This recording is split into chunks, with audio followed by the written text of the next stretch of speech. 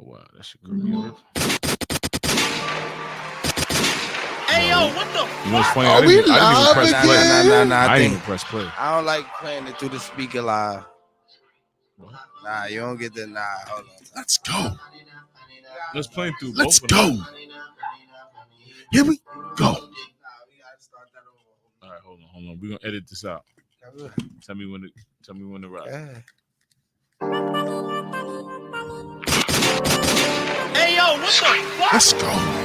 Reflex Radio, you already know. Word on the street, baby. New and improved. You heard? We back, baby. He back like we never left. You ain't never going nowhere. Yeah, I'm Better. I'm here too. We got Joe Parker in the building, baby. And One better and than only. this. And we getting better than this. Hey. Yeah, Shimba. It's fine. After I'm done playing this, I gotta know why you haven't said this to me till today on your show. Come on, bro. Don't do that. Because it ain't even finished, but it sounds like But it's good enough to play right now. Hey. Say that. Nigga said it's good enough to play right now, right? Only one that I would ever let hold me, control me. OT, I know you want to. Nah, this is some light shit right here. This is about to. I ain't even supposed to be playing this, but this is a special occasion, so. This shit fire. Give me what I need, baby. When I'm flying in, they tell me that it's green, baby. Oh, damn. Slow jam, making these, baby. In the little strip tease, I know you. Hey, yo, what the fuck? Yeah, you This been nigga good, doing right? Let's You make did a it little do too much. I broke it. We're gonna make it work. What did you break? I go ahead, turn that. Cut that detail. They don't need no more of that. They don't need no more. Reflex Radio, word on the street. We are back in new and rare form. Pause if needed. This nigga's wilding right shit, now. bro. I ain't gonna hold you. I ain't gonna say what he did, but we gonna keep it. How We do you gonna keep explain the that? show rolling. How do you explain that? I don't know, but I gotta replace it before the next show. Sheesh, I will hope so. You might blame it on the next show. You know what? I should, right, yo. What y'all niggas did? Y'all broke the shit. Copyright. So, like I said, Reflex Radio, word on the street. We are back, new and improved. You feel me? So, usually we do the whole, group setting, and we have. Skip it a beat out, speedy. All right, hold on. Yo, Bob, do me a favor. Uh. Unscrew that one, please. Real quick, bro. But do your thing. Do what you was What doing. do you want me to do? Pause. Yeah. So we going through technical difficulties. So you know what I mean? It is what it is, right? New and improved. So we usually do the group setting, but now, we gonna get a little more, one-on-one-ish. But I got my sidekick here from day one. 1-on-3 is crazy. 1-on-3 is crazy. Or 1-on-2. 2-on-1. Nah, come on, bro. You dragging it, bro. I'm just saying. Like, that's, See, this is what I'm talking about. Like, we can't even get the 2-on-1. Like, I ain't gonna say nothing about you breaking the mic and doing the most. Like, this is what niggas do. But go ahead, all right, go ahead, do your thing. No, All right. I'm just a guest today. All right, yeah. So, like, I mean, what I want to do is introduce the world to Joe Parker. Those who don't know, I know everybody really know, especially on the island. Yo, but thank you. for those who don't know, you feel me? We gonna get into your story from, beginning to now. Did you Paul screw your mic on, right? Oh, God. Yo, he just did. He just screwed the mic. It's crazy. Yeah, that's crazy, bro. He was aggressive with the first one. I'm just saying. I broke the stand. Like, that was crazy. You broke I don't know stands? who Stan is, but why you do breaking that to stands? bro? I don't know how you do that to bro. We gotta Yeah. get a jar. Yo, salute. Yeah, no funny shit. I dare was gonna bring a jar for today. We You feel definitely me? gotta get a jar, bro. We gonna, I mean, being that we all hangover. I got the We gonna hangover hang- jar. I got the hangover jar. bring the hangover jar. It's in the bag, but listen, we, after the first violation, if it get All too right, crazy, copy. we gonna have to bring the jar out. Copy. All right, so Joe Parker, man. My Can I brother, just say our I brother. appreciate y'all for having me. Nah, we really appreciate you. I really want to to say this, right? Just for the people who don't know, right? I've been podcasting and doing the radio for like what, 3-4 years now? I want to close to that because Right. we've been here for two. We've been here October for, makes like- 2 years here, Yeah, and I've been doing. and then we did so about Oh, 4 yeah. years. All right, so yeah, I want to let y'all know that this man right here is solely the reason why I've like even was able to get this opportunity, you feel me? And I wanna give you your flowers and let you know right now, like live and direct, love and that I respect. definitely appreciate everything that you've done. You feel me? And the situation that we in right now, bro, like we got apps, like we got our own radio station, and it's all due to this man, his hard work. And I wanna, you know what I mean, show my appreciation live on air right now. I appreciate y'all. I'll be honest with you, bro. Not excluding Jay. Not excluding Jay. Shout out to Rocco. You know the vibe, Right. man. My thing is, when I see greatness in people, I invest my time, I invest my resources and shit. So like when y'all, especially when you pull up, because without you I wouldn't have met Ba. So like when you pulled up, I seen your energy match like what we brought to the table. Like we have a real comedic approach in what we do in our shows and all that shit. So I feel like when you pulled up, you matched the energy. Shout out to Dottie first, because without Dottie, you wouldn't have been there. You know what I'm saying? So shout out to Dottie. But when you pull up, your energy matched to the point where it was like, yeah, we gotta have this nigga back at the show. And then when you pull back up, it was like, now it's like family shit. Like that's one thing I'm big on. I'm big on family. If I feel like I could be around y'all, like I have y'all niggas in my house, I view y'all as family. I never really view niggas like, I kind of let people drop from the top. You feel me? So like if I view you, if I view you as family, you're gonna stay up there until you give us a reason to be like, nah, I can't be around this nigga. So like you pulled up on your own merit too. So like when you pulled up, it was like there was no reason for it. You just pulled up to be around. Like, yo, bro, let me pull up. I like the energy we're gonna pull up. So it's like we kept feeding off each other's energy. So like when you pulled up again the third time, you brought by, and then it's like, man, I might as well just get a seat at the table. And because that was it. History in the making right there. Like, shout out to you for that, man. I didn't even know. See, that was part of the shit I didn't even know about. Yeah. Like, because I didn't know how long, like, the history is between y'all. Was, you know, he was like, yo, would you want to do this? I said, yo, bro, I always wanted to do that my whole life. Like, you would think I knew him a minute when you a minute, like, and like when he pulled that was the third show, low key, bro. Word. That's a fact. The first show, I was low key just like sitting on the sideline, and bro was like, yo, like bring up, like sit in the seat, like talk your shit. So like for the most part, half of that show, the end of half, I was on air. But the second show was like a whole different experience for me. I was like, nah, I really like this shit. And you know how certain people be like, yo, nah, no funny shit. I fuck with you. Pull up, you family. And then you come to pull up and niggas be acting brand new, like, nah, not today, Tuesday. Then Tuesday pull up, not today, Thursday. And it just be niggas be blowing you a pause. But this nigga actually like welcomed me with open arms and like allowed me to like bring my talent to the table, bro. You know what it is with the Hangover? Anybody that if y'all, whoever watches this, you obviously should be familiar with the Hangover and shit.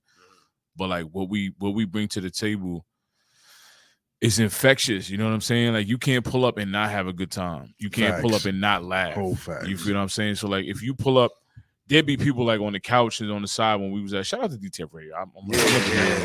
Yeah. Shout out to them. So when we was there, like it would be people sitting off to the side, like, oh, nah, I gotta get on this topic. I gotta talk my shit. And they would pull up, even if there was no seats, they'll come say what they gotta say and then step off to the side. But like we offer such an infectious vibe, even today, like even with Word on the Street, everything we do, you can't help but get involved. You feel what I'm saying? And the way y'all got involved, it was organic. It didn't feel like y'all was out of place. And with the Hangover, shout out to me and Rocco. We done had to that's a fact. Nigga, it's Billy that came out the cover. I was almost done. We had to destroy and rebuild so many times that when y'all pulled up, it was like, oh nah, we found the pieces to the puzzle we was missing. You know what I'm saying? So like even today, like even we haven't done a Hangover episode in how long? Oh, D-long. But we could do one tonight or tomorrow, whatever, and it'll feel like we never missed the beat. You know what I'm saying? So like that's why I feel like it was nothing else past like with you by like we ain't have to redo this again. Like if we do a Hangover, it's like the Avengers pulling back up. Thank you, brother. You feel me? You feel what I'm saying? So like that's why I appreciate y'all niggas. I got love for y'all niggas like my brothers for real. Respectfully, love you. And the love is mutual and engaged back the same way. Yeah, respect always. I just want to say, so many people ask me for an interview for me to tell my story and everything I done did, because I've been through so much shit when I tell you. And I dub it because it's got to be, I don't want to say worth it, but it's got to be a person that I believe my story is gonna get magnified with the right. You know what I'm saying? Like for you and you, like that's dope. Who else I could really come talk to? Because we could have this interview without being on air, and it'd be like just it would be regular shit. Yeah, so like for me to tell a story with somebody that I don't really feel like is invested in what I've done in my life, it wouldn't have made sense. But for y'all, I'm like, yo, I got to do this shit. And respectfully, we appreciate the big dog pulling up to do the interview. Shit, so now that we got the flowers in the air and all that, let's get to the story, man. Y'all pour up your Tito's. All right, so I want to start from the very beginning, right? I want to really like introduce the word to like we're gonna name this courtesy of Ba. Who is Joe Parker? You know what's funny about that? My first T-shirts I ever printed, that was the T-shirt. No way. I swear to God, there's pictures of it. Who is Joe Parker was my T-shirt. That's crazy. But that's because I did a name change. My original name, because I was growing up, I worked at Blockbuster, right? And you know, coming from the era that we born in, I'm like, I was really obsessed with gangster movies. Like a lot. Like my whole, if I show you all the DVDs I got, DVDs, crazy, right? I got a whole DVD case full of gangster movies and comedies and shit. So like my original rap name was P. Luciano, because I felt like Lucky Luciano was so fire. You know what I'm saying? So when I switched my name to Joe Parker, my first name was Joey Icon. Nobody knows that. I've never said that to nobody. What? Why Joey Icon? Because I'm an icon, nigga. At the end of the day, like, respectfully, you can't tell me anybody that's from where we from and outside of where we from, you can't tell me you don't know me. You know what I'm saying? So I feel like I'm iconic in things I've done, and we're gonna break that down later. But my name went from P. Luciano to Joey Icon for like maybe a month, and then to Joe Parker. And I'll tell you the origin of Joe Parker. What do you think the origin of Joe Parker is? That's a good question, because I have no idea, because I really know your name. So I ain't gonna front. I was going violate, but I ain't going violate. I'm gonna think something more Marvel comic, like you're right. More of your identity, but your alter ego, but your dialed down alter ego, but your superhero is who you really are. All right, it's more simple than that, and it's fucking stupid. But it sounded good when I came up with it, right? So obviously Joe Parker, Peter Parker, right? Peter Parker is obviously Spider-Man. Who I doubt anybody doesn't know that. Come on now. Peter Parker is known for what? Climbing shit, right? And when I was an artist, I still am an artist, but like when I was mainly focused on music, my idea was any artist wants to climb. You know what I'm saying? To reach whatever heights that you can't reach. Who's reaching higher than Spider-Man? You feel what I'm saying? So that's really why Superman probably, but and I guess that was that's why my name's super pretty. Because I Peter Parker really wasn't known for climbing, but Spider-Man was. Spider-Man was. Peter Parker was known for taking pictures. Peter Parker was known for being a snitch. I couldn't have been Spider Joe. Or Joe Spider. Or G, you know what I'm saying? So, and when I said it, I was like, wow, it just pause, rolls off. Like when you say it, it's like Joe Parker, boom. You know what I'm saying? And then people always call me, I don't know if it's because of Friday, they call me Mr. Parker. Just to be like, Miss Parker. Women always was like, Mr. Parker. Like they always did it. I was like, yeah, about like that. You know all right. Nice way to throw like. Yeah. I never heard that, but I'm gonna choose the. I never heard Miss Parker. But I heard Miss Parker, but I ain't never had nobody. But y'all niggas is men, so like y'all not supposed to hear. Okay. So women call me Mr. Parker. So like that was that. What was it? What we segueing off of? This is what was the main topic? We was about to start from the beginning of your story. Yeah. So that's how I got there. Like that's how I ended up with that name, and it kind of just stuck. You know what I'm saying? And it was just something small. I feel like certain names kind of like take away from what you bring to the table. Like how many people's gonna be like, oh, P. Luciano? I mean, you know what I'm saying? Like say we had a meeting or whatever at a label or whatever. That sound crazy, P. Luciano. You feel me? It's easier to say Joe, Mr. Parker. You know what I'm saying? Like, you know how many people don't know that my name is not actually Parker? Yeah. Or Joe. You know who else? My name is actually Joe. My middle name is Joe. So it's not wrong. Yeah. I didn't know. You didn't know that? You know his real name? Not at all. I actually really I'll tell you over here. I'll tell you over here. Yeah, I'll tell him over here. Like, the people that probably gonna watch this, they know me. They're gonna drop it in the comments just like that. Yo, if you know, Not that I'm ashamed of my name or nothing like that, but at the same time, like, the crazy part is he was running my government for mad long, bro. Yeah, like until I found out his shit, he was tight. Like, oh, word, yeah, nigga. What did you talking about? But respectfully, though. I really want to like tap in to your like real story from the like grain. Like, first of all, right? Like where I'm from and all that. Where are you from? What's your background? Did you have a single parent household? Did you have both parents? Like, I want to get to like good questions. You know what I mean? Know where the mind state of Joe Parker now. Like, where did you come from? All right, so pause. Me, yeah, that was crazy. That was super. I have Nah, that was almost because I said pause. I grew up in between Arlington and Southgate. You know what I'm saying? So I lived on 80 Drive, and I lived in 85 on the 13th floor. Between, you feel what I'm saying? You an Arlington nigga, say that. 13. You an Arlington nigga, go ahead. So I lived in Arlington and I lived in 80 Drive. Yeah, 85. I was there. My mom worked at VOA on the second floor. You know what I'm saying? So like I could tell you everything about that. You know what I'm saying? But yeah, definitely. So I lived there and I lived in 80 Drive. So I spent more time on 80 Drive when we moved there. You know what I'm saying? And regular kid shit. I wasn't really into music until maybe 4th or 5th grade. What got you into music? Like, was it like your local radio station? Was it a friend?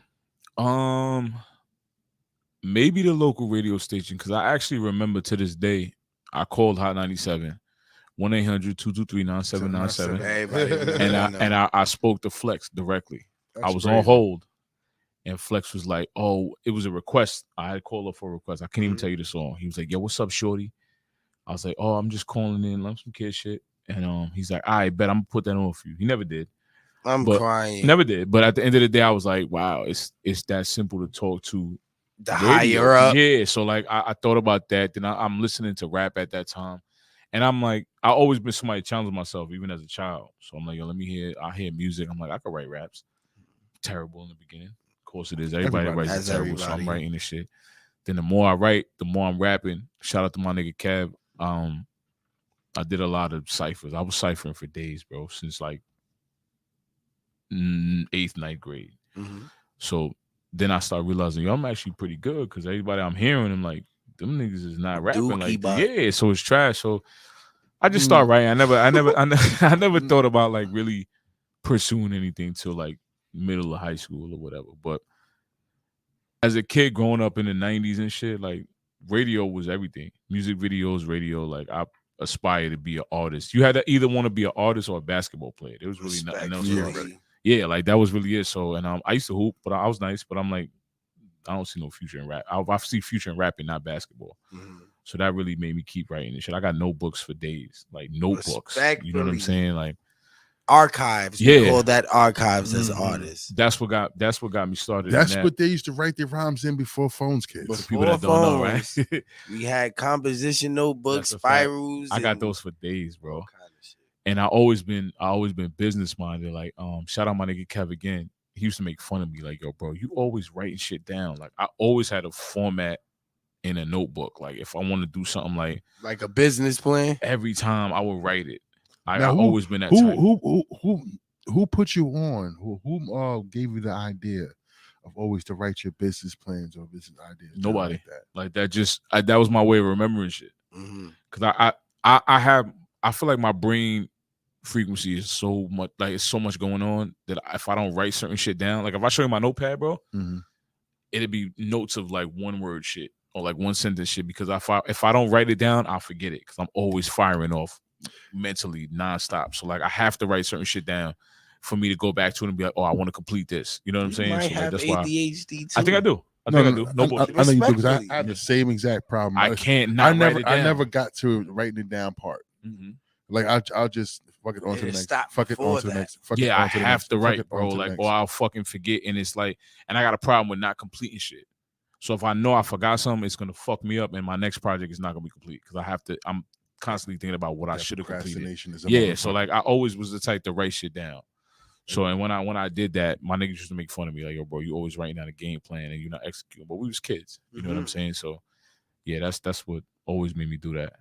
So why do something when you can put it off to tomorrow? Yeah, facts. So what would you say was the time that you said like, yo, listen, everybody do music, they write rhymes or whatever. When was it the point where you said like, yo, you know what, I could really like honestly take this a little serious and be somebody? When I started meeting when I started being introduced to artists, I realized that it's all cap. Y'all niggas live the same lifestyle as me, maybe less. And I'm like, if I could rap just as good as or maybe better than you niggas, and you niggas live a lifestyle that might be below what I live, I could do this shit. You know what I'm saying? So, and I come from the CD era. So like, I always been big on investing in self. If I get $500, I'm gonna put that $500 towards myself. Like I want to make sure, like, and cliche, niggas always say my biggest competition is myself, but I really believe that shit.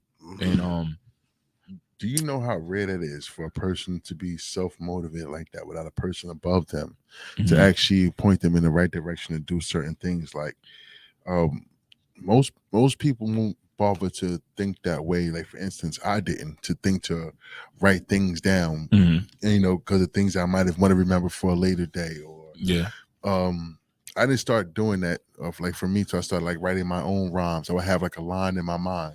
You know what I mean? And the lines keep playing in my mind that I'll write it down, and before I know it, it'll turn into like 37 bars, some odd fucking number. But other than that, I never thought to write anything down. And now, like, how many great ideas I might have left behind because you ain't because I didn't write it down. But I always later wish then why didn't I have somebody to teach me or point that direction in me or instill that thought into me? But for you, you're like, it's just been like your natural want. So like you're a dope individual. I think I've always been ahead of my time in terms of, and I didn't realize that till now. Like I always thought about certain shit later. Like, yo, damn, I was already doing that. Or I was already into that. Like even right now with not to jump ahead, but I listen to like we talked about the Drake album. Yeah. And Drake makes Jersey club music and all that shit with his new album, right? Yeah. I got a Jersey club song. And I was probably I remember you let me hear that before. Yeah, 2009.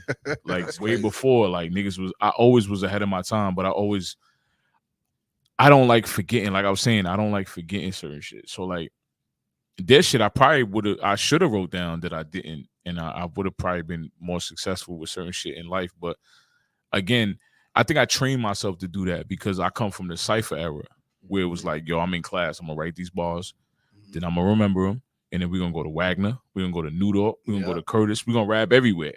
And it's like, all right, tomorrow I'm going to write another 16. And do the same shit. We're going to go to Wagner. We're going to go to Curtis. Like, we was doing that shit. So, like, the Notebook in my era, our era, was the go-to. Like, because we, you know, this phone shit is new to all of us. Like, you know what I'm saying? Like, so, not new, but it wasn't the norm. Like, we come from notebooks. We come from all that shit. So, like, I learned to, like, if I could document my bars, I could document what I want to do in a notebook. You know what I'm saying? So like I think I trained myself to do that shit. Did you ever battle? Hell yeah. Like one-on-one battle, like how niggas go round for round. Yo, bro, if niggas really I done drove. I used to travel, bro. And niggas couldn't play. Niggas couldn't fuck with me, but I remember being on Broad and Bay. You know Rhino the Great? You ever heard of Rhino? Me and Rhino was out there smoking niggas left and right. Pause. Yeah, that was crazy. I went over to shout out my nigga Johnny Boy. Yeah, that was crazy.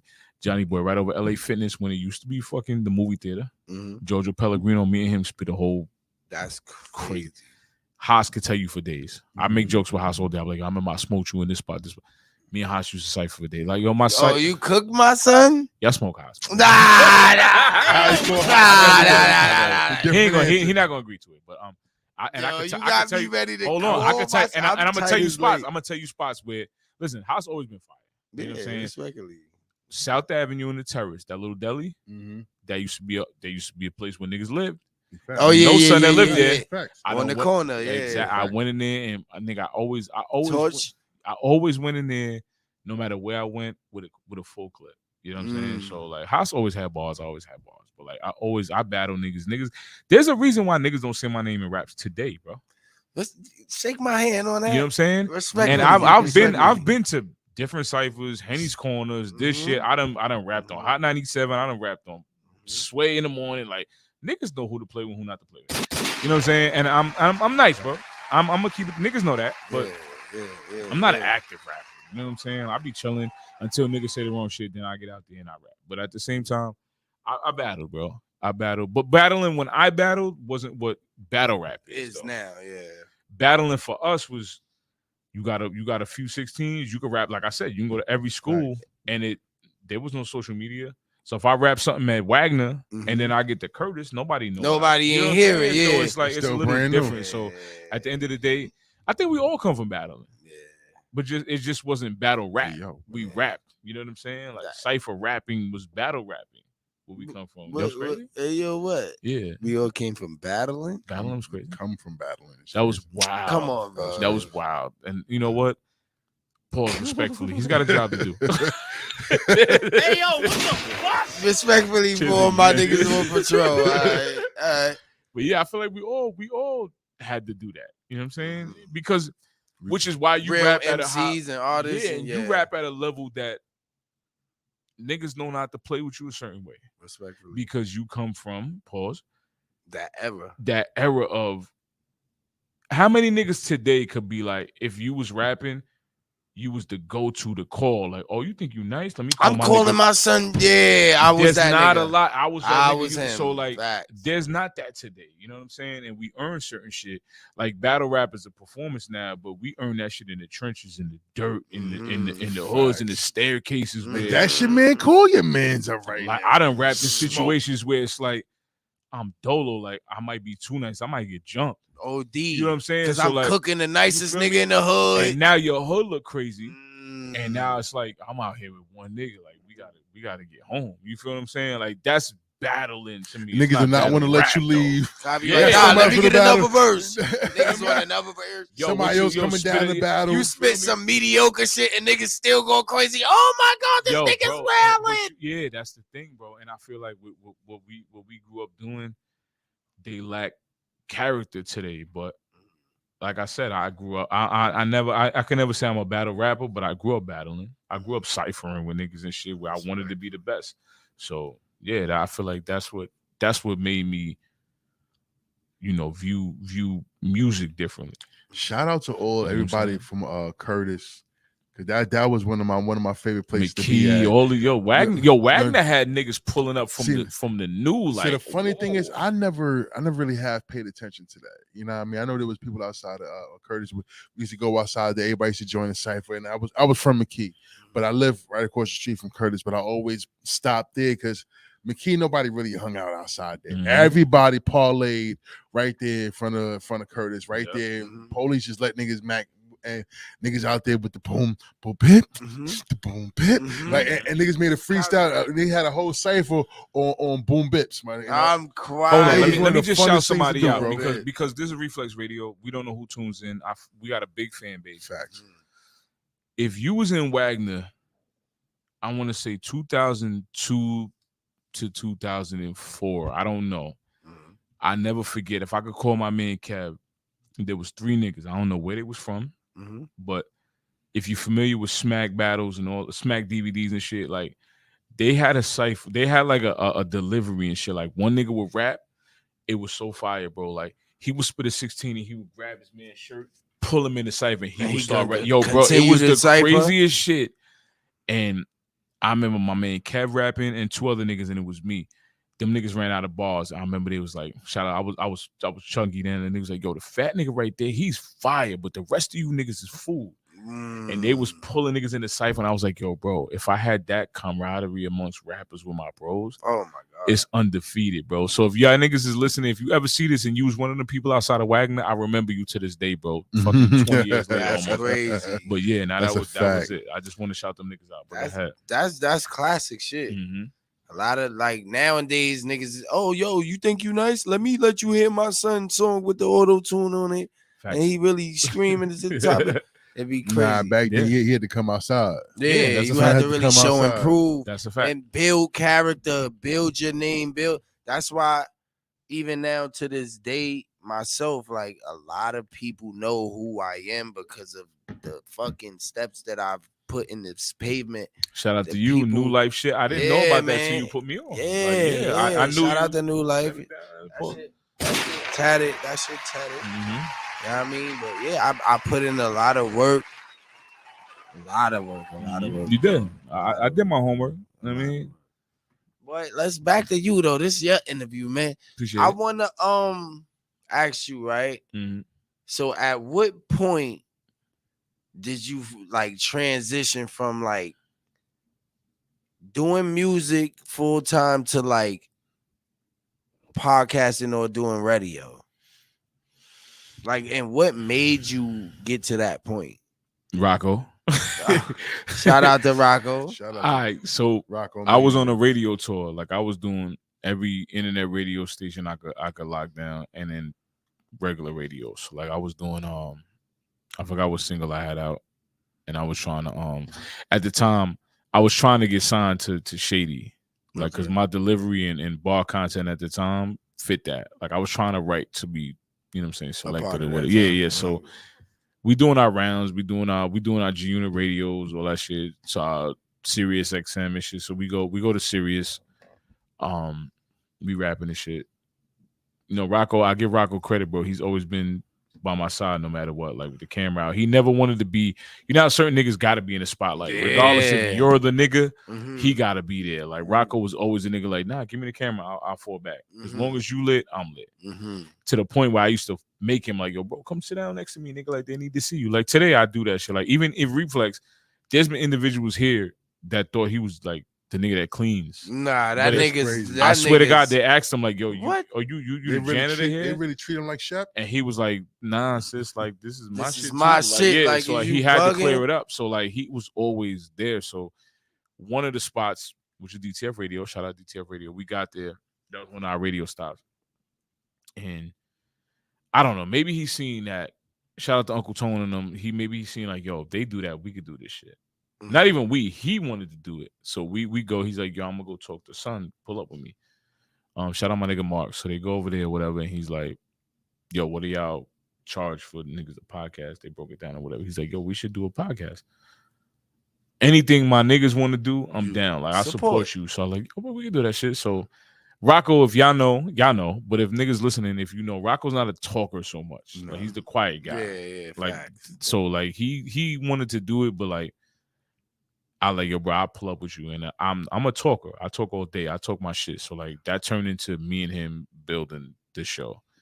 So we ended up building a Hangover, and it was like, yo, this shit is actually kind of fun. And it was more fun than making music.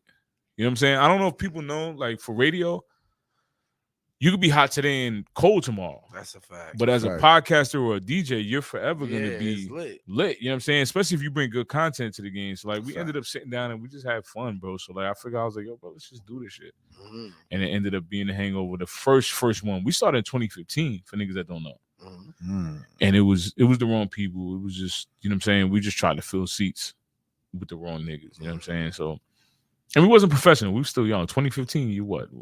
I'm 37 now. So he's like, what, you know what I'm saying? Almost 20. So like at the end of the day, we just tested it out and it ended up snowballing into other shit. So and then that turned into like, yo, bro, we could really do this shit. And I started to put music behind me a little bit because the uphill battle with music is rough, bro.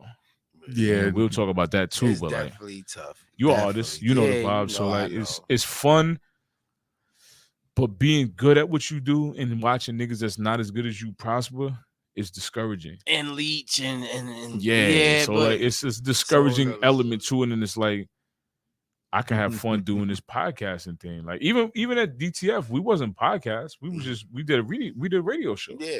We turned podcasting into something here. So like, you know, I always told niggas it's cool to be the rapper, right? But the funk flexes live way past they should. Like the artists, you know, you hot. Like you could be super hot right now. And in a year from now, we're not talking about you no more. But the funk flex been there since the 90s. 30 years. You feel me? So like I looked at that like, yo, that's dope. You've been a kid, now you got kids who know who Funk Flex is. I'm saying? So like, and everybody hates how much it keeps bringing the song and her back. moms and you know what I mean, know who Funk Flex is. Like, and I looked at that as a way He's to invest literally in a my household future name. as an entertainment, as an entertainer. You know what I'm saying? So like that's what made me get into podcasting, and it's fun. And I met niggas like y'all that made it like I like being here, like it's a form of therapy almost. yeah, You know what I'm saying? Like there's been times I had to force myself to Brooklyn, and it's like, yo, bro, thank God I did this. You know what I'm saying? And now when I open this station, it's like I want to make sure my brothers have an outlet. You know what I'm saying? Like podcasting is an outlet. So like to watch y'all niggas come here and just dance and have niggas that I know have been in jail and all this other shit be here and be able to leave street shit in the parking lot. You feel me? Like you can come here and just that don't matter. You know what I'm saying? Like, so that's what made me feel like your podcasting and radio is really a good look for certain niggas. You know what I'm saying? So, excellent outlet for me personally. I ain't gonna lie, when we really like first started at DTF, you feel me? Like personally, I was just in the mix with a lot of shit. I was like doing too much, really. And that, like you said, it was like a form of therapy. Like by the second time I pulled up, I was like, nah, I really like this shit. This shit is fun. Like, you feel me? It's like it's just being myself. I could just be me. Like, it's a lot of places I've been around, and a lot of people don't like to see you shine. They don't like to see that your aura is just big. It fills up the room. So they like to try to like pin you in a corner or something, like some kind of way, some kind of how. But on the radio, I could like legit be who I am and just enjoy my time and just like have fun, bro. Nigga, you had two different slogans that niggas would sing with you. OD. You feel what I'm saying? OD. Like you did that shit at the event we just had. And niggas sang it with you, bro. Like fire. This shit is really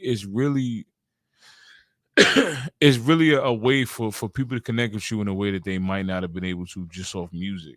You know what I'm saying? Like they get to hear you talk. They get to hear you converse with other artists and really get in tune with you as a person. You know what I'm saying? Even you come here, you know what I'm saying? You turn the room up. Like without you, like I listen to shows when you're not here and the mood stays here.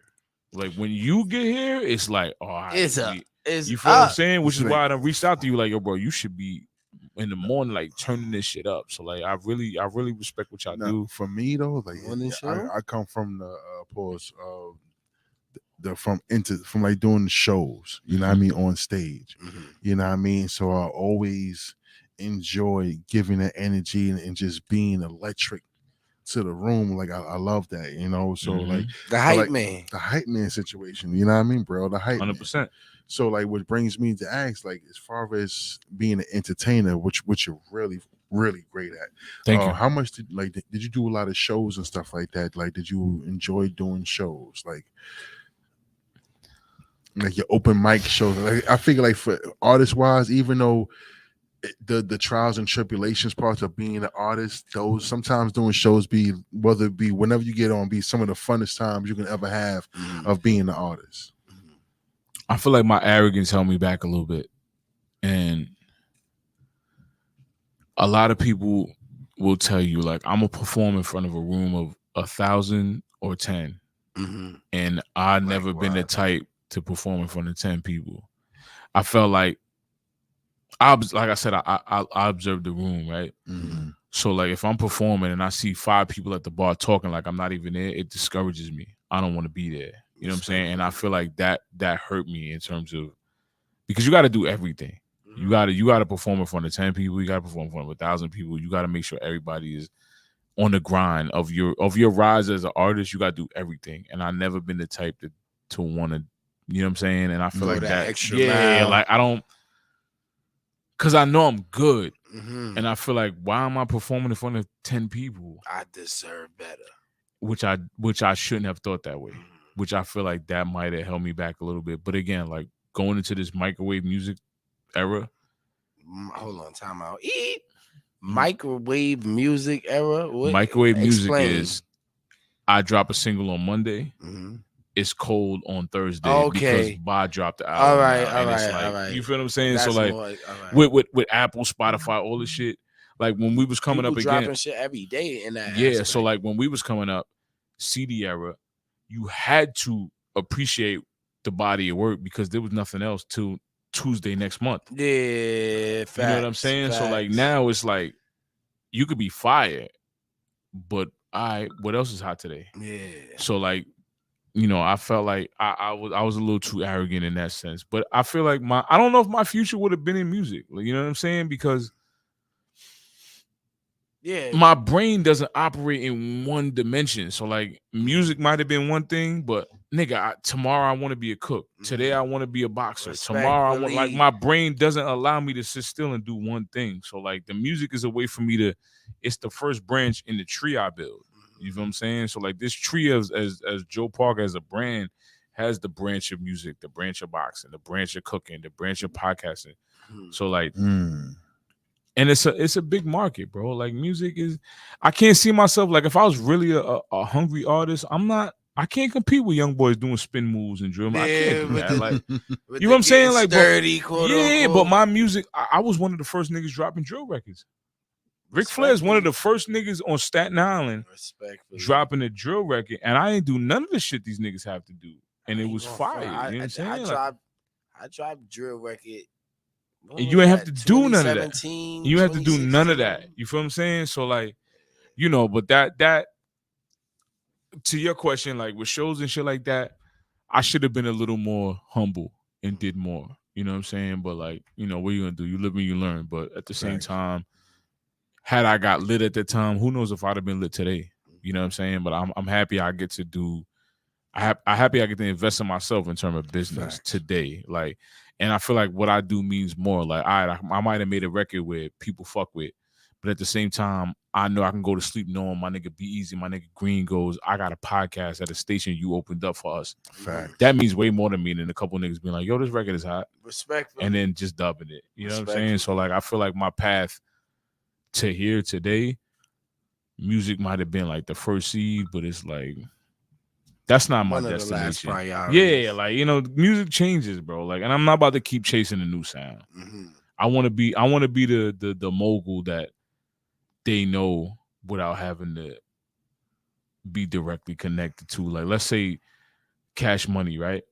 You don't have to have a Baby record to know Baby runs Cash Money today. You know what I'm saying? Like, so like, I feel like I respect Slim even more. And that's a nigga you never see. He's in the background.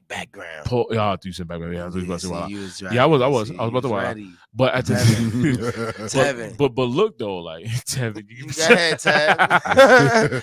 But that's my point. Like like if you know type shit. Like I want to be, and you know what? Today being famous ain't even worth it.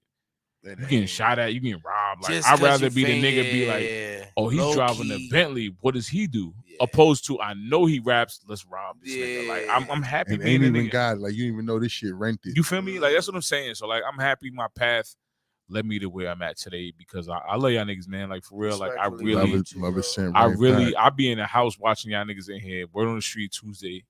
8 to 10. I really be in the crib watching y'all niggas really enjoy every fucking Tuesday. And that's what really no funny shit. I can't bring myself to say every fucking Tuesday, bro. I can't do it, bro. I say it, but I don't say it like how I say every fucking Saturday. I can't say it. I be like, every Tuesday, how we fucking do it. I can't say every. I can't, bro. That's for Hangover, bro. And it's a Saturday. That's right. Saturday. And if you look, I look at a lot of shit and I listen to a lot of shit, right? The Hangover really, once we started to get, guests at a higher caliber, right? It brought different eyes from different podcasts, and I watched niggas use our sounds, our same quality shit. Niggas who wasn't pausing shit start pausing shit, like. So I know what we brought to the table. You know what I'm saying? That shit etched in stone. Like there's no like. Like we got a legit academy. Like we got badges, we got shirts. You know what I'm saying? So I'm looking at shit like, let's just example, right? Tay-Rock battle T-Rex. T-Rex came to the Hangover and talked crazy shit. And they used it in their trailer to only be like, well, oh yeah, the battle was already brewing. Like, it was cool for y'all to do that. Then why you use all our content Wow. I don't watch Murder Mook use sounds we use. I don't watch Joe Budden use sounds we use and start pause. I don't watch the Breakfast Club use the People's Court theme. Nobody did that. Nope.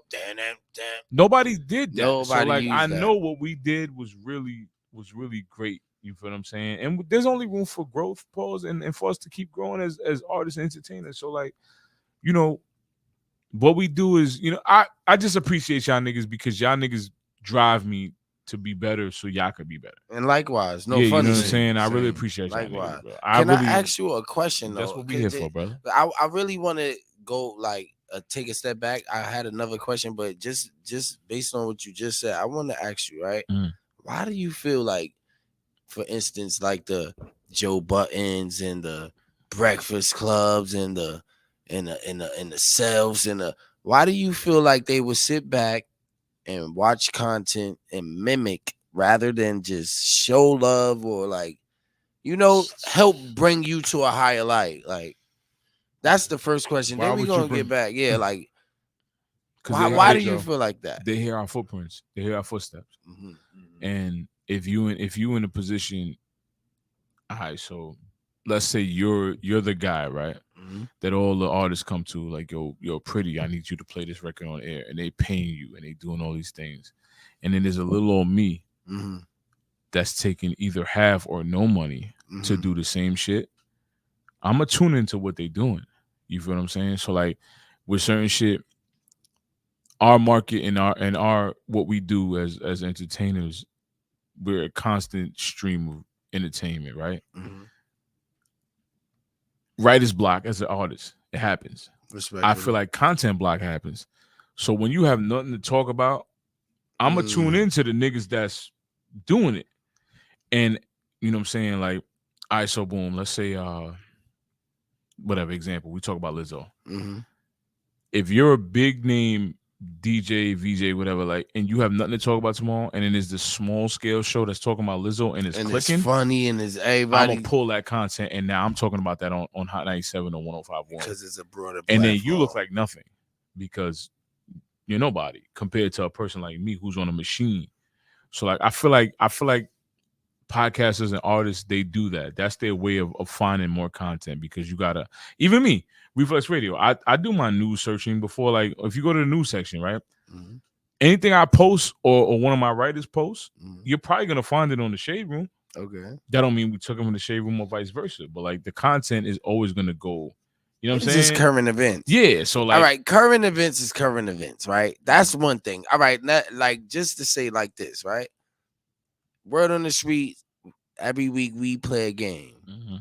The game is called Fill in the Pause. This is a trademark to this show. 100%. You feel what I'm saying? Facts. Every time you listen to this. Hold on, can I say one thing? You was one of the first people, matter of fact, not one of, you was the first, y'all was the first individuals on this radio station to bring a game to on-air radio on Reflex Radio. So salute to y'all. Can you hear? I'm not even going to press the button no more. Salute yourselves, my nigga. No funny shit. A couple of them things too. But now.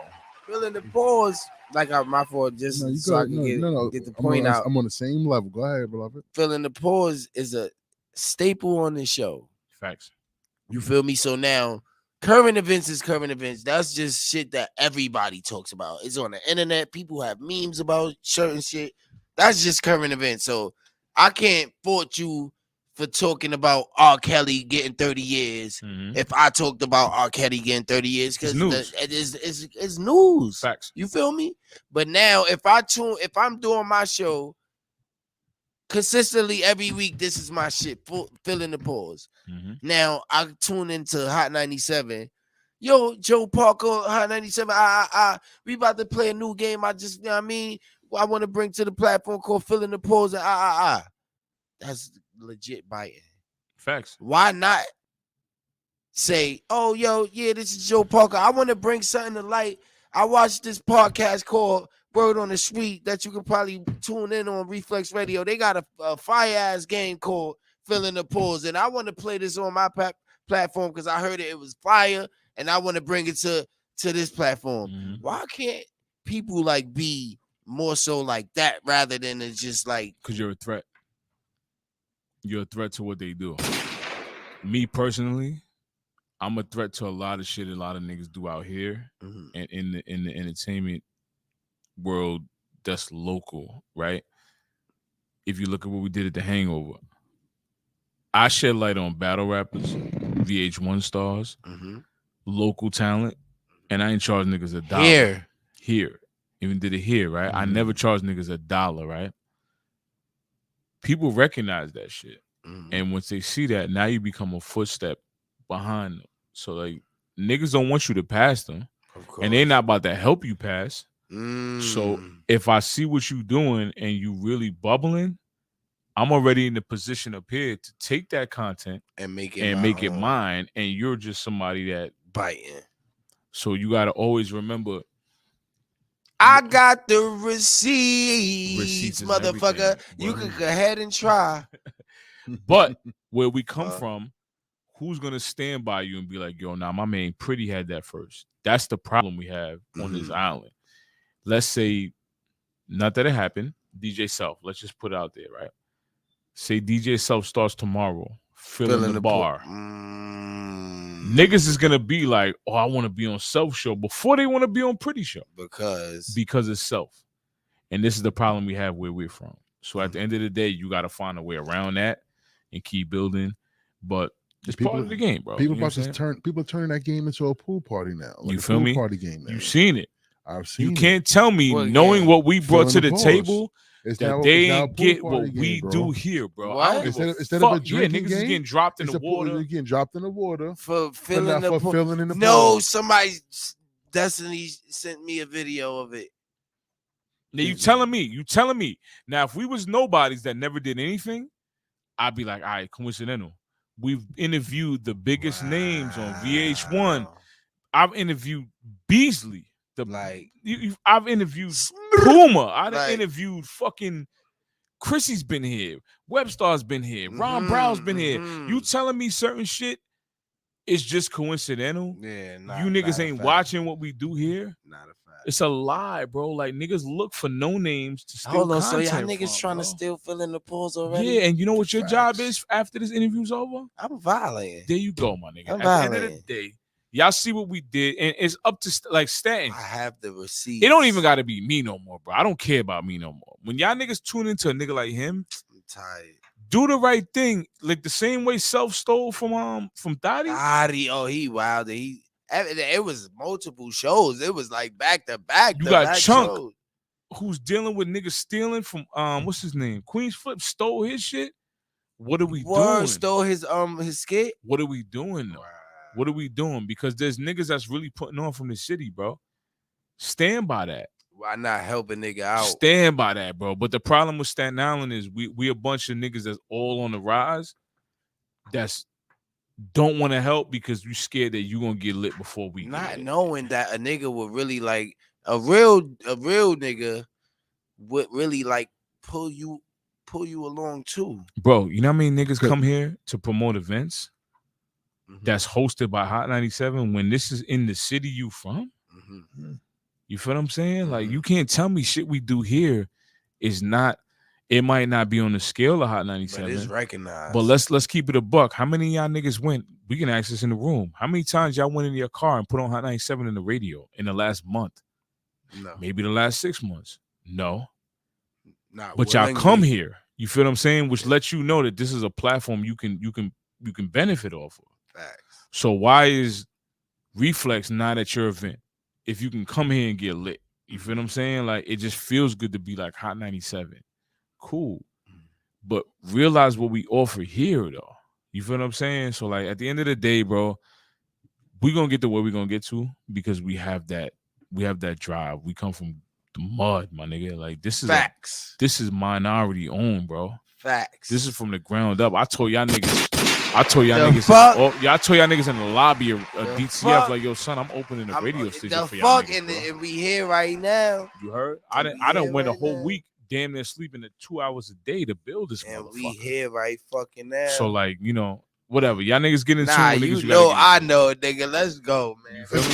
Let's take a step to the left right now and talk about another business. I'm here. Who taught Joe boxing? I used to box.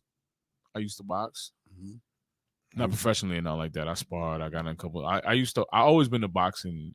So you took a What's your boxing knockout classes? rate? What's your knockout rate? Or, I mean, you see these. Nah, you see these don't got that, yo, man. That's why I don't like niggas. Like niggas try to answer without answer. You see these like I'm gonna leave it to your imagination. I didn't drop niggas. I didn't been put on my knee. Like I heard, hey yo, put on your knee is crazy, but you could have said that. My knee. I go respect that. But like, listen, boxing is boxing. I always been a fight fanatic. I always been into UFC. I always been into boxing. So like even wrestling. Like I love. So you sent yourself out there boxing? You took boxing? Yeah, I actually had a brown belt in karate and all that shit. Like when I was like 12, I couldn't break a brick. Whatever. That's how I was supposed to get my black belt. I never got it. And then I got into boxing. Boxing was cool. And then I just stopped. And then later on, shout out to my coach Joel when I started boxing maybe like I forgot it was maybe like 5-6 years ago. And I wanted to join the gym. UFC gym was charging wild bread. Head of the business. Yeah. Rustam's boxing over Annandale charging mad bread. I'm crying. Yeah, nah, it happens. Niggas charge a lot of money. And I started training with Joel and woke me back up. Like I started training like from the bare minimum, like just learning the 1-2s again. So I started doing all that shit. And then UFC gym closed, COVID, all that shit. And then I started looking for a gym. And I didn't know UFC gym closed. I started calling, like, yo, I got to get back in there. They're not answering the phone. I go there, the whole shit empty. All right, whatever. I drive over to Sweatbox on Bay Street. Right. They talking about, yo, if you join us with a commitment, it's $180. Without a commitment, it's $225. I could be exaggerating the numbers, but it's close. Right. And I'm sitting here like, that's $220 is crazy. That's a car payment. That's I'm not, and I look in the gym and it's not like nothing amazing where I gotta pay $220. So I'm like, you don't come with a pool or nothing. You feel me? So like, I bought myself a shout out to Quiet Punch. It was a doorway punch bag. Right. I was playing with that shit. Pause. And then I bought myself a speed bag. And I'm like, yo, if I could do this and my niggas all put up a little bit of bread, we just get a spot. So that turned into that. And like I said, I'm once I get something in my brain, I can't stop. So like, all right, I box.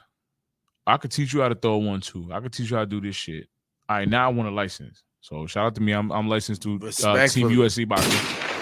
And then shit. And that turned into I was training niggas here. Oh, my fault, buddy. Yeah, I'm training niggas get the league love. It's all right. So that turned into all right, I could train you to do this. I could do that. And I was trash in the beginning, whatever. And then I'm like, I got pretty good at it. And I'm like, yo, let me just open a gym. And that turned into that. So, and I'm community based in my brain. Like if I can make a space for, like I said, like here, I can make a space for y'all niggas to come work out. Like I don't want my niggas paying $220 to go hit a heavy bag.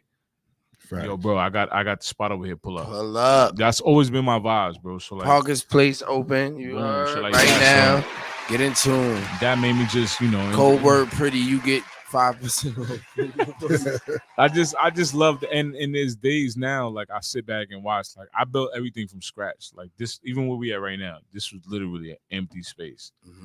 Parker's place was a whole beat up deli. Like the floors was bad tiles, blah blah blah. I changed everything. And when I see niggas there working out, I'm it's like, a different type of feel for you. Like here, like, yo, damn, I built this whole shit. Like everything here, like, yo, bro, I built this for my niggas, bro. Because it's not just for me. You know what I'm saying? Applause button. It's too fun. Yeah, like it's not just for me, bro. Like honestly, I get more enjoyment out of seeing y'all niggas enjoy what I built more than I get to enjoy it. Like I can hit heavy back anywhere, bro.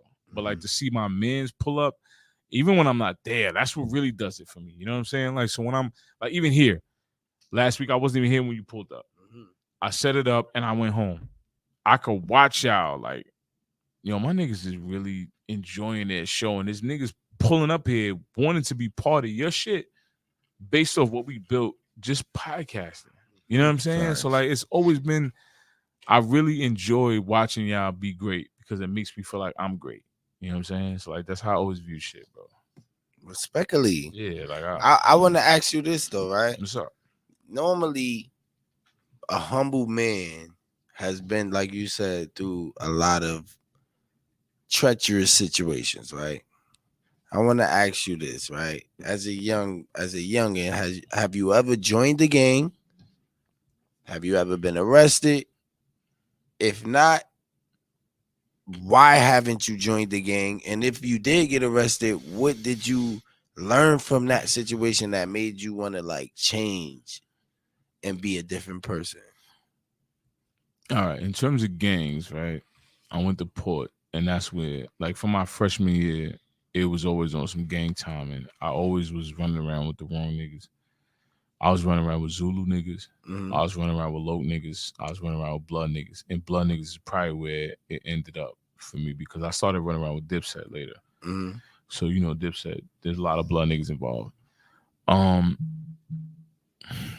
Repeat the question real quick so I can answer it properly. I said, basically, right? What I said? Yeah. Nah, fuck it, you. I said, all right. So basically, like, I know, like, people, humble men, they go through treacherous situations, right? So I wanted to know if you ever joined the gang. All right, yeah, right. So yeah, so I never officially been under no gang officially. Okay. You know what I'm saying? But I always been affiliated with niggas. Okay. Which when I sit back and look, I felt like it was just a lot of niggas looking for what I was looking for. Pause. Just to be included, a part of something. And I respect that, which is why I never really was like, yo, y'all gang niggas is whatever. But I always was, I understood it. You know what I'm saying?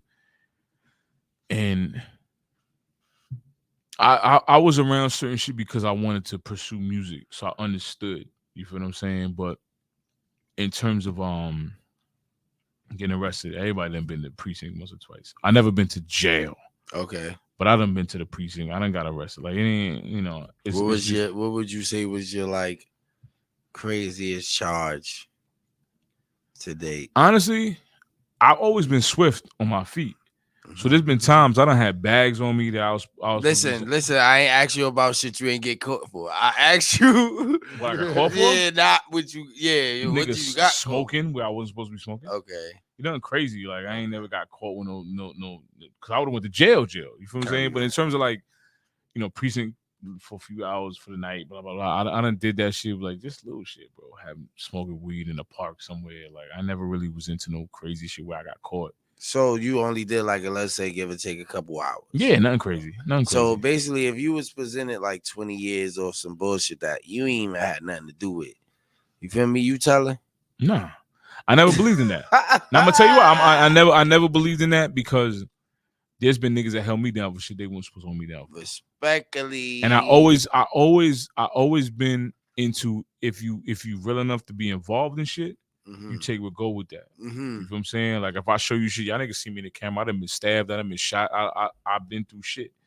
I never play with certain shit in terms of I'm not about to take you from your family because I'm dealing with certain shit or we dealing with. If I got caught for something, we wear that 10 toes. Like, it is what it is. At the end of the day, these niggas rap today, it's just because they scared to do anything. Like, my hands work. I'm cool. If I gotta go sit down for a little while, I'm good. And niggas gonna fight it out. Yeah, it is what it is, bro. But at the end of the day, if we all decided to do something and it don't go my way, it is what it is, bro. I never been into ratting. Ratting is weird. That shit is unexplanatory. Like, like, if you a man and you decided to dabble in certain shit, you wear that, bro.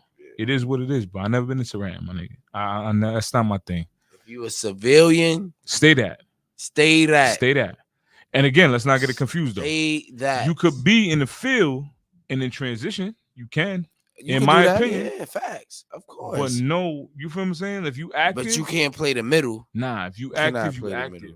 Yeah. If you're a civilian, you're a civilian. You can't be playing the middle and then be active and play like you play in the middle and then when shit get heated. Oh, nah, I'm a working man. Facts. Nah, nigga, you both, nigga. That's 100% fact. You both. But yeah, I definitely I'm if I gotta sit down, I gotta sit down. That's always been me, bro. That's dope. You know what I'm saying? But yeah, I'm listening to all questions. I'm here for all questions. Cause I ain't gonna front. I got some cause we gonna get into the story. A lot of, like you say, you haven't done this before. I never like personally seen an interview like with you speaking about your story. So I want to get into depths. Like, you feel me? We wanna like know what's going on with you, right? Yeah. So growing up, young, like any siblings or I mean, I got half brothers. I had a half brother, half sister, and a step brother, but none. So after you me. were basically single. Only child shit. Oh yeah. Mm-hmm. Shout out to my moms, man. All right, shout out to your moms for that. That's a fact. But all right, so do you feel like, because like you said, gangs, me personally, I feel that way too, is like a collective of loners. Mm-hmm. You feel me? So do you feel like that kind of gravitated you towards that lifestyle, or like not even that lifestyle, but just being around that lifestyle, just being a part of people who are in that lifestyle, like just Yes the fact no. that you were, you know what I mean? Yes, that, I know. Yes, I know. And I'm gonna tell you why. Because my thing is, I always had leadership mentality. You know what I'm saying? Gang life is not really leadership mentality. Mm-hmm. But for me, like I said, I was always writing shit down because I wanted to create businesses. I wanted to be certain shit. So like for me, the gang shit was cool because I wanted to stay familiar with niggas I done came up with, or niggas that I needed to be on a swivel for. You know what I'm saying? Like in terms of gang life, it was never. I even put this on Facebook years ago. Like me wanting to be a gangster went out the window when I wanted to be a businessman. Mm-hmm. And businesses, I always watch certain shit. Like shout out to Hove. Like I watch niggas that create business that have generational wealth attached to it. Yes, sir. And when I wanted to be a father, when I started to want to be a father, I said I want my kids to not have to work for nobody like I work for somebody. So like that don't go hand in hand with gang shit. Mm-hmm. So the gang shit was cool, and I always respected niggas that was in gang shit. Like even niggas that we know today that's involved or affiliated. Like I never made it weird. Like I know what you're a part of, and nigga, salute. Do what you do. Yeah, so I always wanted to be a businessman before a gangster. So like that's been my mentality forever. Like to this day. That's dope. You know what I'm saying? I ain't going front because I could kind of see that. Like I ain't never really, you know what I mean? I know you're not even though you're not like a gangster per se, you're not a pushover, you're not nobody that niggas can't play me a certain niggas way. ain't Like, just you know what I mean? playing. Like, you feel me? And that goes a long way too when you come to like realize who a person really is. Like character goes a lot of way. That's a long way, really. That's a fact. I didn't want to say that, but you know what I mean? So I want to ask you this, right?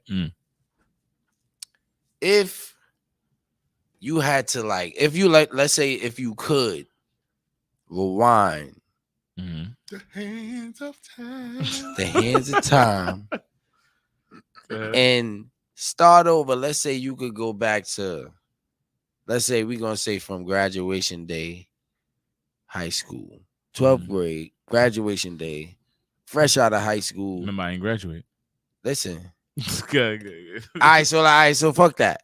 So let's go back to 10th grade. Okay. Let's go back to 10th grade. Like if you could rewind back to 10th grade, right? So now we got Joey Parker from 10th grade versus now. Okay. What would you do different? Well, no, first of all, I want to know, what would you tell Joey Parker from? That's a better question because I don't think because I'm not because different with, I mean, you live your fate, you it is what it is. I want to know, what would you tell Joey Parker today to tell my younger self? Yeah, what would you tell him? What do you feel like you could learn from yourself versus back in the day? Public opinion is not as important as you think it is, for one. And support, hometown support is not necessary, because as I do what I do today, I have people that, boom, like today we have Reflex Radio, which podcasts and all this shit. I done seen podcasts pause, come and go, that don't even share their own content. And I have podcasts or DJs from out of state that like praise me for opportunity. So like, for one, I would say hometown support is not what you think it is. Hometown support comes with, you know, what you're doing in life. Like, you know what I'm saying? They're attached to your greatness. They don't aid in it. Don't let that go over you. Yeah, nah. Hometown support attaches to your greatness, does not aid in it. That's tough. I would say that's tough. I would say not really. It's easy to give up on your journey by being discouraged by what you're not getting. Don't let nothing discourage you, especially if you know you're official. Like you the shit. Like right now, like you personally as an artist. Say certain niggas don't. Like we done did events where certain people ain't show up and niggas that I feel like that's easy to aid in your discouragement. Don't let it discourage you. Respectfully. Because another thing I'll say, off topic but on topic, people are scared to see you be great. And you being great kind of confirms that they're stuck where they're at and niggas don't want you. Go ahead. Nah, I really wanted to ask, like, does that mean that me being great means you can never be great? Like, no, do you it does. think It doesn't feel mean like that, but people think that. What the fuck is like your problem? Like there can only be one great. Yes, and the thing with us, right? We're so stuck on who's the next big artist or great thing from Staten Island, and we all live on the same block, right? So like y'all could attest to this. Say right now, Pretty drop a single. Yo, you heard this new Pretty Boy Green shit? That's fire. But my man's got. Yeah, I mean, why are we doing that? We all fighting to come off the same block. Respectfully. Let's all. If you look at these Brooklyn niggas, these Queens niggas, they all live in a support group. You feel what I'm saying? Whether if I know my man's from Brooklyn is lit, then Brooklyn won. Yeah, we all lit. We lack that. So I feel like that's something we gotta work on that. I don't know about working on it, but not focus on is more what I want to say, because this is not really. Aside from that, another thing I want to just say is just don't give up on you. That's what I would tell myself. Don't give up on you. You know what I'm saying? Because the moment you're ready to quit, you might be stopping right before the opportunity you was looking for. You know what I'm saying? So that's what I would say to my younger self. That's a nice gym right there. Yeah. That's a nice gym right there. Because I be ready to quit on me today. I'm in my age where I'm at now, and it's like, yo, there's been times I stopped from not doing something and ended up being like, yo, bro, for you to quit, you wouldn't have got this opportunity. OD. So like, yeah, don't quit on you. That's what I would go with. I like that. Can I get you to answer that too, Ba? Yeah, what would Ba. you tell Answer that shit, Ba? Younger Ba?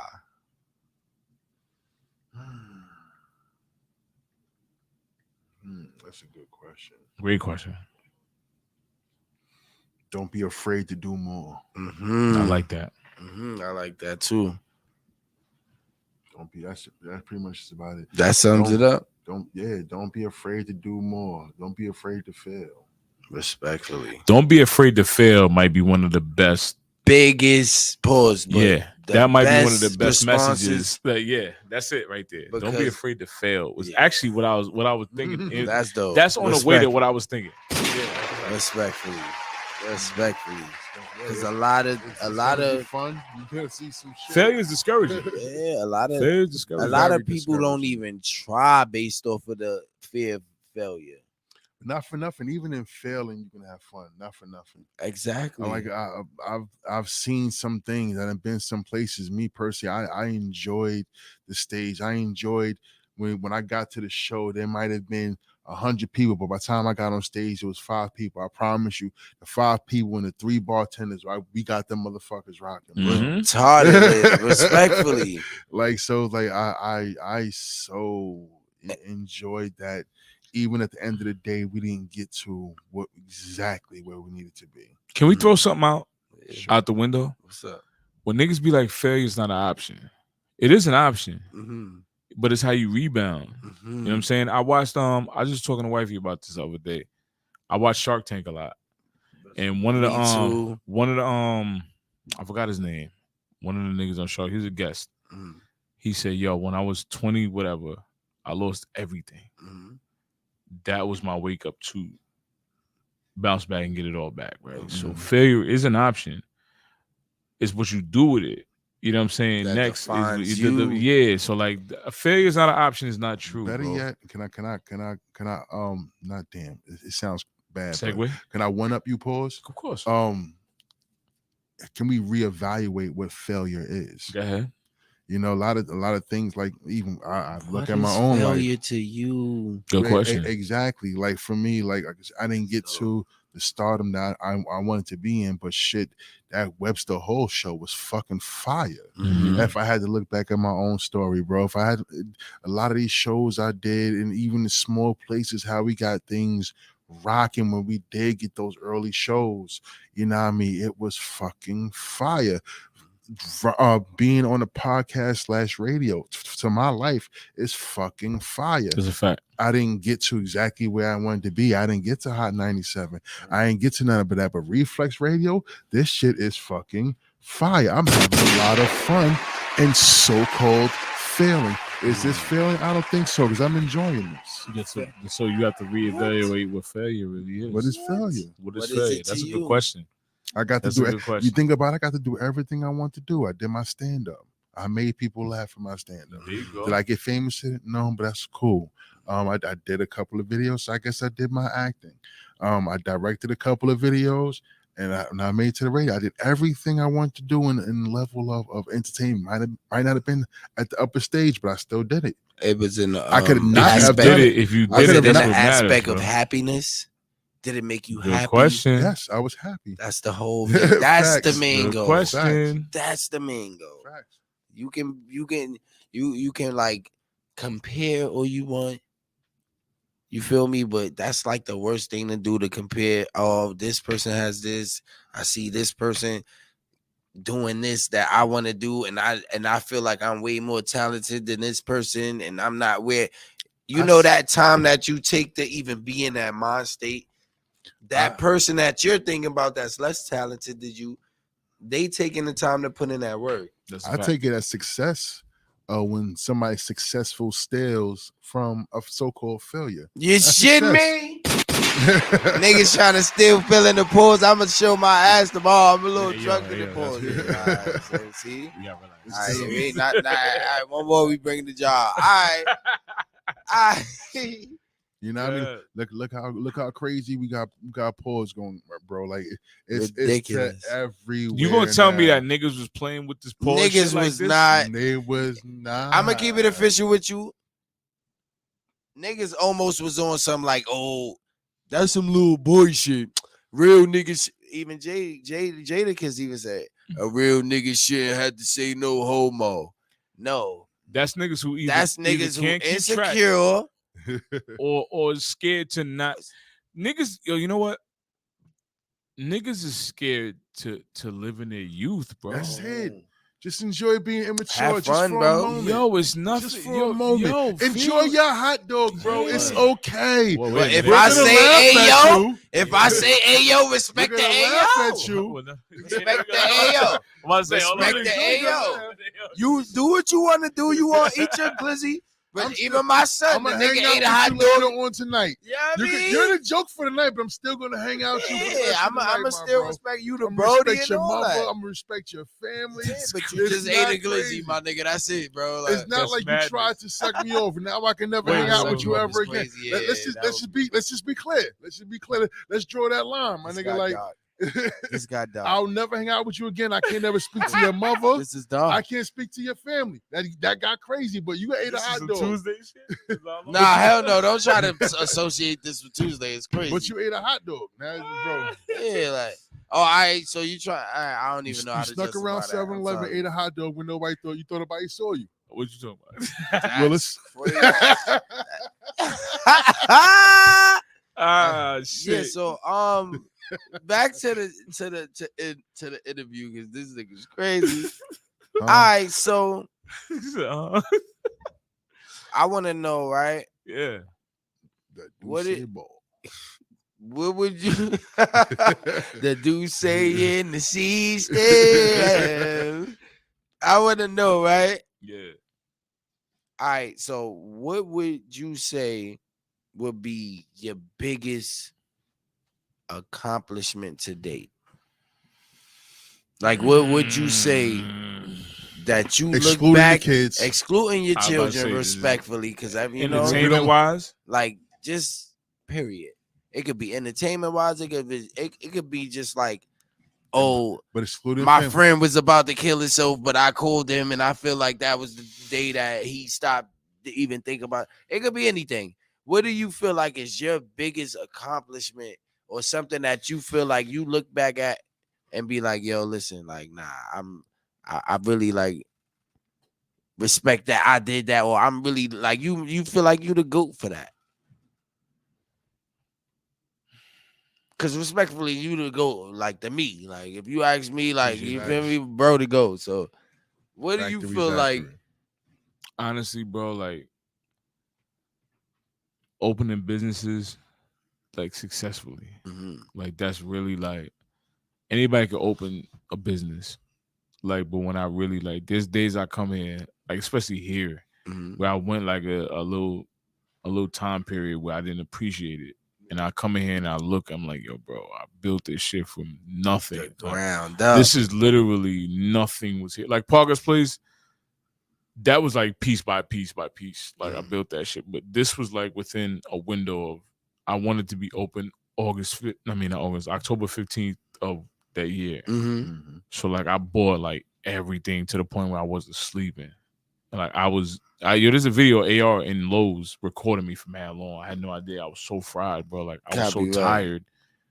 I feel like that might be, if you're gonna say outside of family shit, like that's probably like starting a business really is like it confirms like your hard work paid off. You know what I'm saying? Like, and then watching y'all niggas and other people come here and podcasts is like, all right, and prosper off the shit. You feel what I'm saying? So like I think that might be it.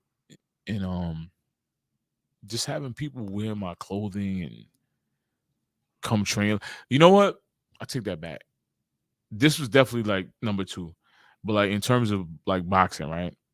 Niggas will look at me. I'm a heavy guy. Like, yo, you don't know nothing about fitness and blah, blah, blah. And then I'll have niggas come train with me like, yo, son, you actually know what you're talking about. Like, you fire. Like, I feel like that's a little more rewarding than me opening the studio. Like, imagine like a nigga opening a recording studio and like, it's not an achievement because niggas are gonna come there and record. Yeah. Like, but in terms of like the boxing gym, I really had to build it, then go get my license, then go get this, and then have niggas pull up and really be like, yo, this nigga's nice. You know his shit. So like, I think maybe that was it. Because it makes me really like I posted it. I was like, yo, if a nigga can go and be like, yo, Joe taught me that. Once I leave this earth, if you can teach your son what I taught you, and then your son knows that, like, it was something. Yeah, nah, respectfully. Like, I think that might be it for me. Yeah, that's fire. Yeah, I think that's it. That's fire. I would have to say that. I ain't gonna lie, that's super dope. Yeah, definitely. That's super dope. What would be the next thing for Joe Parker? Or is it just this is it until you master this the business? You mean business and shit? Yeah, business. I got mad business ideas.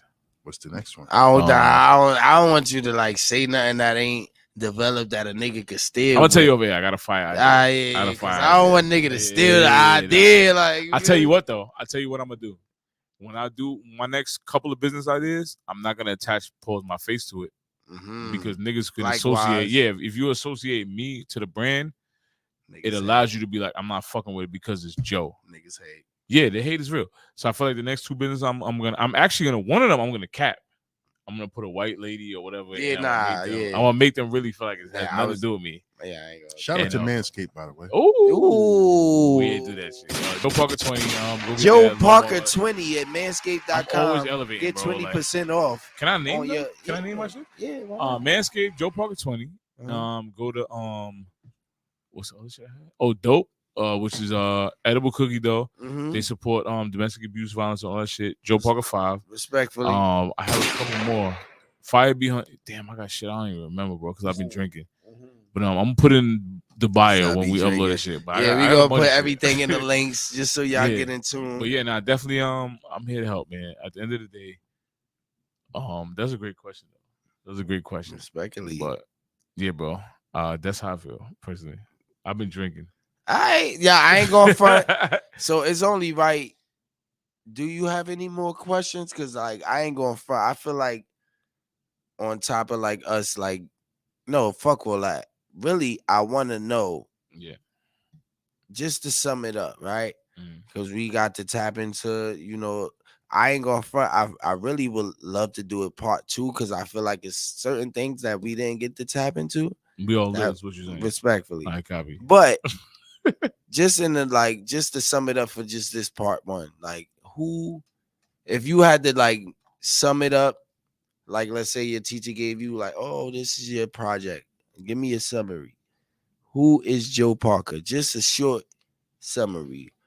What would you like if somebody didn't know Joe Parker and you wasn't Joe Parker and you had to explain who Joe Parker is? Who is Joe Parker? A visionary. I see, like I said, I done did shit way ahead of his time. Like I'm a visionary, bro. Like I see what could be great. I see what could be prosperous. I see what could be beneficial to our city, to our people, to my friends, to my brothers. Like I always been that. Like I'm probably a visionary and a dad, a businessman, very business savvy. Like I meet niggas that be like, yo, bro, you difficult to get in contact with, which I should be. You shouldn't be able to reach me outside of an email. Honestly, I feel like my flaw in life is being too accessible sometimes and too friendly when niggas take what I do as regular. Yeah, so I feel like that's my being too personable. But at the end of the day, I feel like visionary might be my best description as a person because I see shit, I envision what it could be, and I execute. You know what I'm saying? So like anything like, yo, bro, you told me like, yo, bro, I want to do an event. Once you tell me certain shit, my brain goes, all right, he needs a flyer, he needs this, and I'm gonna execute it, and then boom, it's done. So I feel like visionary might be the best, description of what I do outside of a dad. I dad pretty good too. Respectfully. Respectfully. Yeah. What my son said earlier, who said that? Oh, shout out to Diggy. My son said our dad different. I ain't gonna lie, I like that. I think we gonna have to hashtag that. Our dad different is fire, bro. You feel me? But I like that, bro. Real talk. I just, like I said, I definitely want to extend the flowers to you because without you, none of this shit would be possible, bro. You feel me? Reflex Radio. Like, yo, bro, if you ever told me like a couple years ago, like, oh, you will have your own show on the radio station that's just like broadcasted worldwide. You know what I mean? Like people in motherfucking Saudi Arabia is listening to you weekly. You know what I mean? Like all across the world. Like I get to see the logistics. I get to see the numbers. I get to see what's going on. And like, if you would have told me that I would be doing this a couple years ago, I would be laughing at you.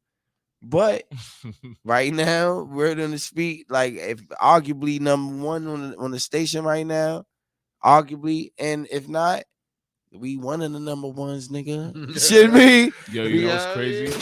And here's the thing, like when I opened the station, right?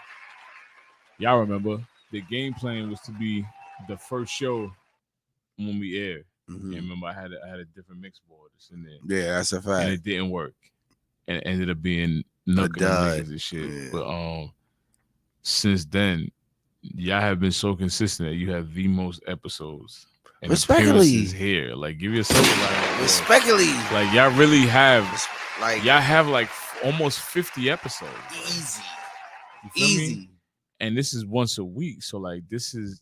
Y'all might have more than that. Yeah, I ain't gonna fry. I was just about to correct you because I ain't gonna lie. Yeah, bro, we got more than 50. I think I'm wrong. You know why? We might.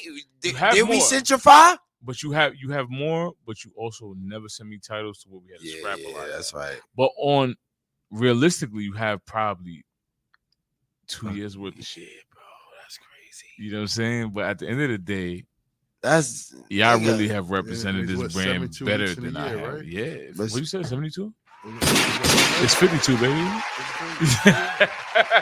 You had me agreeing and shit. That I ain't gonna lie, that's tough, bro. We might have. I ain't gonna front. We almost gonna probably reach 100.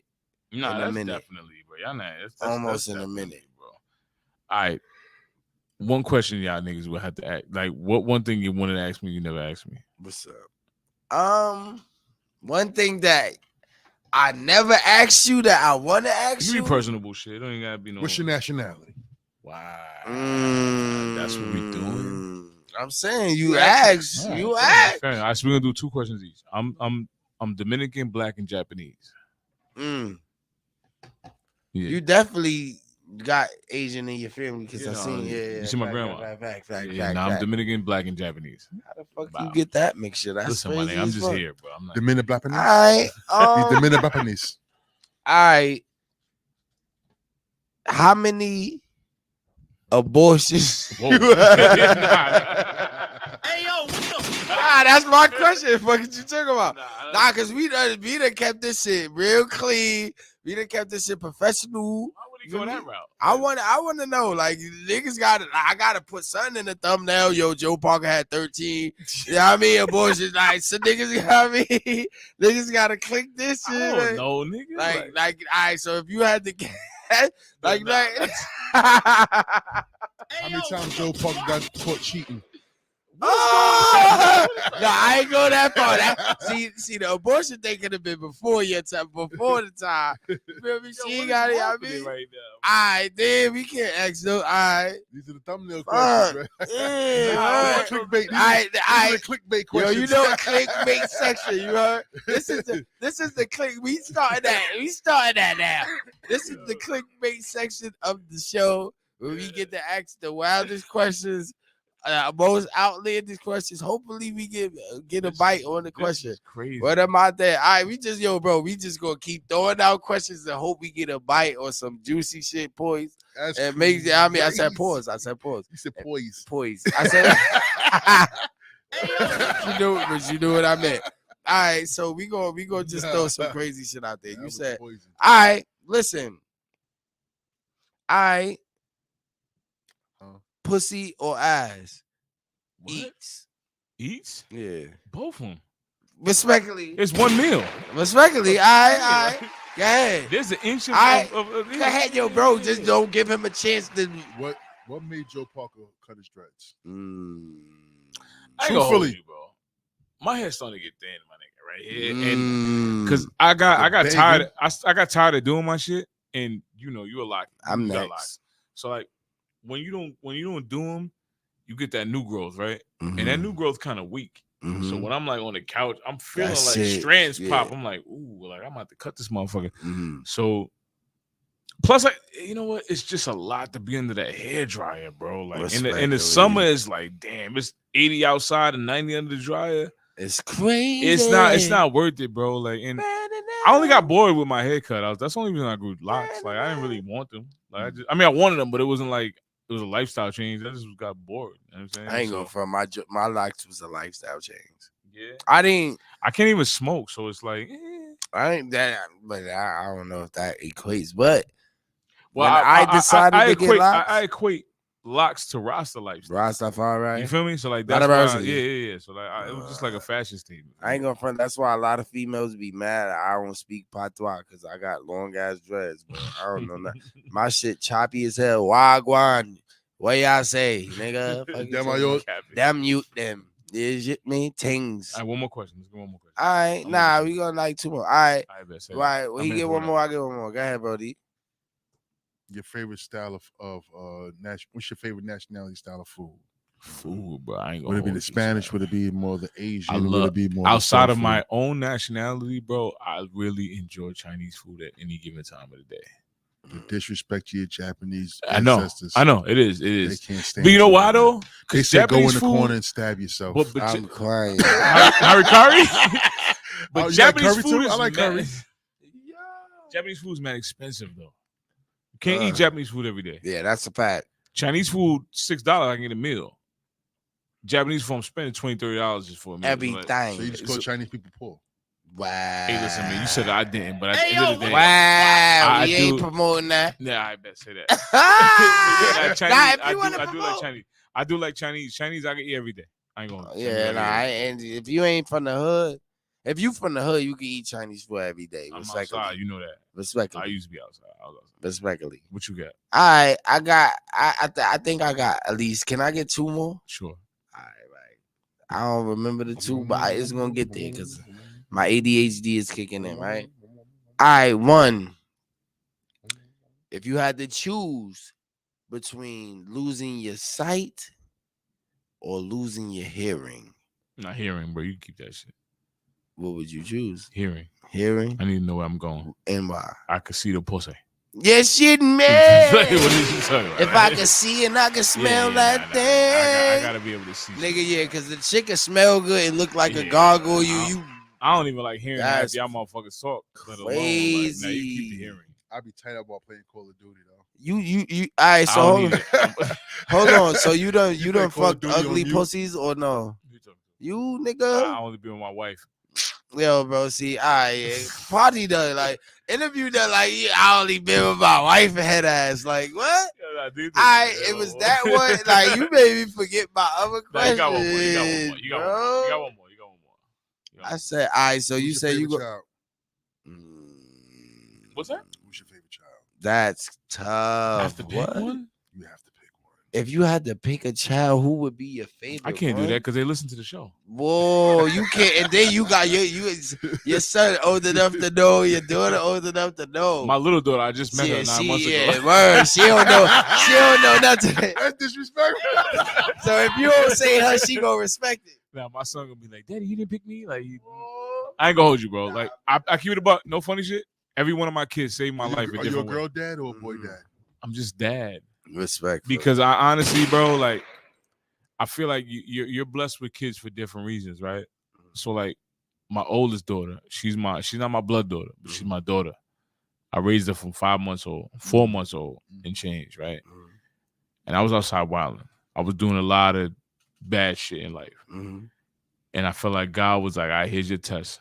You do the right thing here, we bless you, right? And I raised her right, regardless. Like my baby mom's is different, for lack of better words. So then I had the next one. So we get ready to have the baby. I feel like I did good. So God was like, all right, boom, here go a boy. Right? And then I still raised both of them. And, whatever our situation is. So then I did so good now where I feel like I got blessed with the pair. Shout out to Dana. So now wifey now, boom, I got the daughter. So biologically, I got my 1 and 2.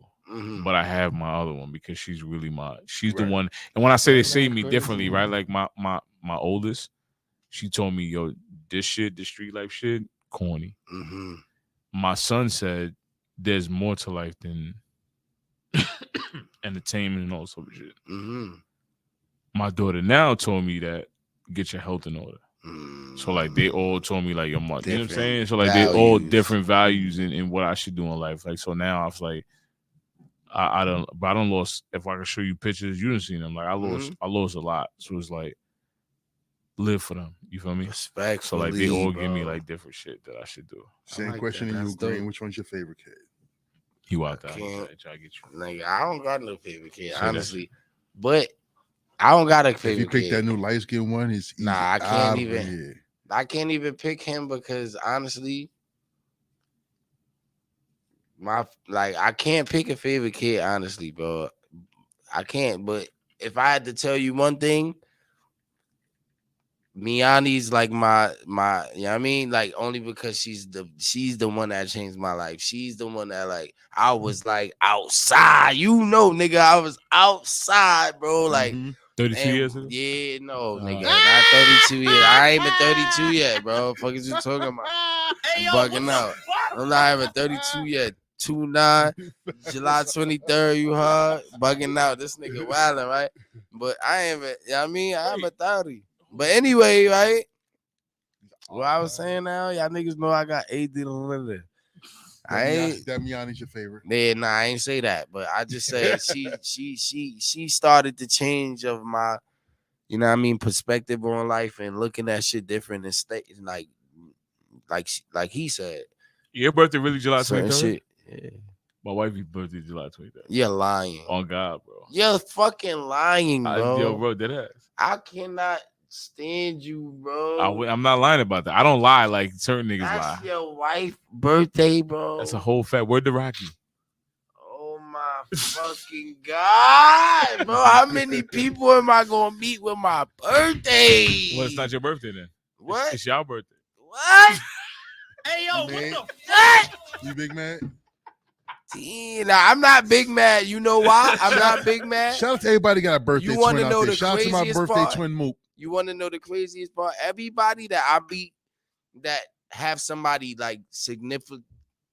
I ain't gonna try to say that word because I'm drunk. Significantly. I close to them. You made it. Right? Has my birthday. Like it's really like somebody that's like super close to me, bro. Like, yo, hold on. Can I ask a question?